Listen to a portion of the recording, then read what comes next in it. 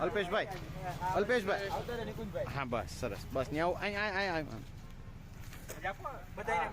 બોલો ભારત માતા કે જય જવાન જય જવાન ભારત માતા કે ભારત માતા કે